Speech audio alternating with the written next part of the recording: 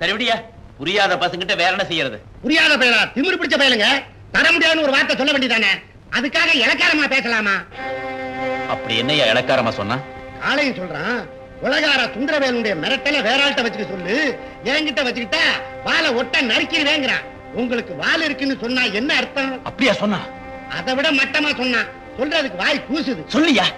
நீங்க ஒரு பொம்பளை பொறுக்கியா, பரம்பரையா கொள்ளையடிச்சு சேர்த்து வச்சிருக்கிற பணத்தை வச்சுக்கிட்டு ஆடாத ஆட்டம் எல்லாம் ஆடுறீங்களா?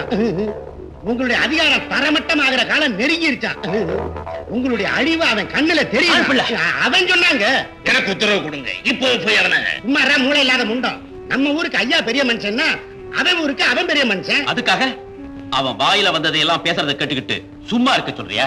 அப்படி இல்லங்க, இது பெரிய விஷயம். இதை இன்னும் பெருசுபடுத்தி அவனை நல்லா மாட்டி வைக்கணும்னா தந்திரமா தான் செயல்படணும்.